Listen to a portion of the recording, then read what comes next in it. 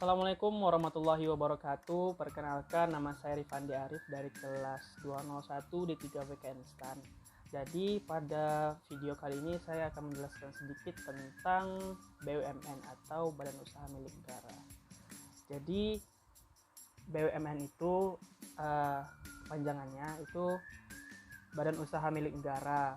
Dulu tuh dikenal dengan nama Perusahaan Negara atau PN.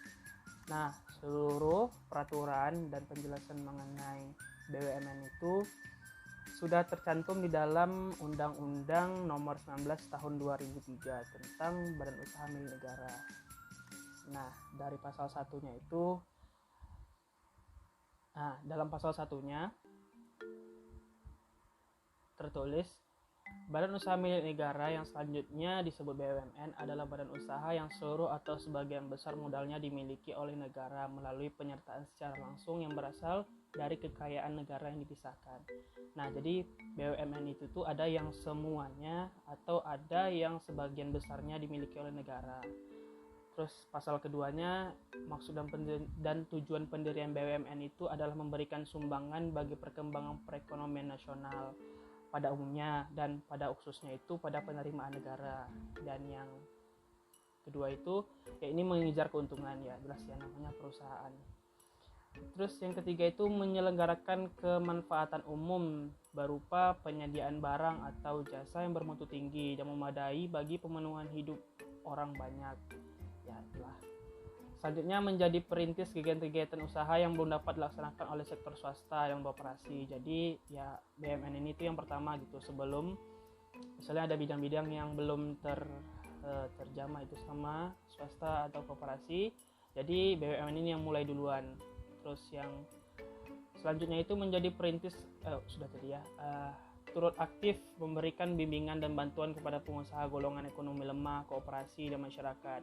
Jadi ini dia dibimbing gitu kalau ada yang UMKM, usaha kecil, mikro, yaitu ya ini memberikan bimbingan dan bantuan kepada pengusaha itu supaya mereka lebih cepat gitu perkembangannya.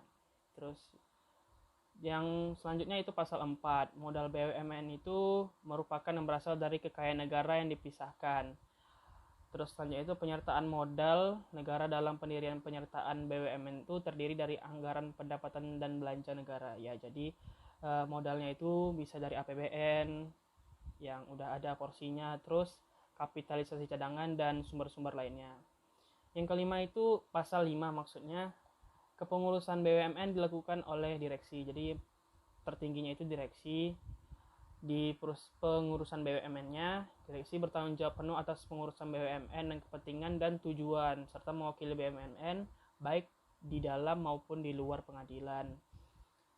Terus dalam melaksanakan tugasnya, anggota direksi harus memenuhi aturan dasar BUMN dan peraturan perundang-undangan serta wajib melaksanakan prinsip-prinsip.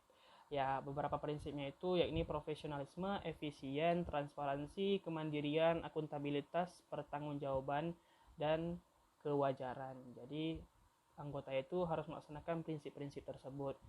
Yang keenam itu pengawasan BUMN. Jadi BUMN itu diawasi oleh sebuah BUMN itu diawasi oleh komisaris dan dewan pengawas.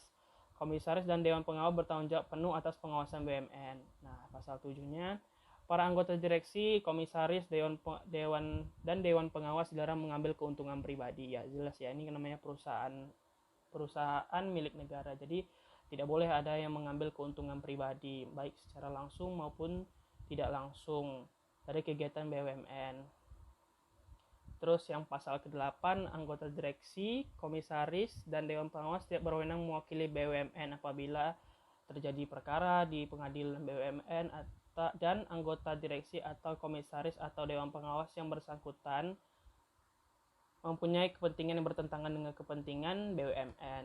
Ya, jadi itu mengenai di 8 pasal di Undang-Undang Nomor 19 Tahun 2003 tentang BUMN.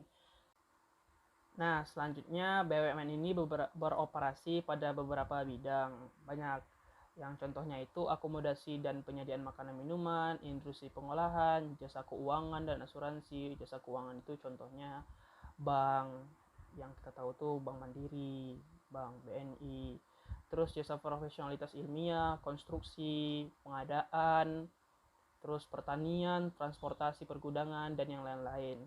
Dan seperti yang kita ketahui bahwa Menteri BUMN untuk periode saat ini yaitu Bapak Erick Thohir.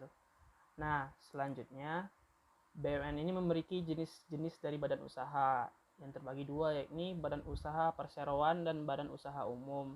Nah, untuk lebih lanjutnya akan dijelaskan oleh teman saya yang lain. Sekian dari saya. Bye.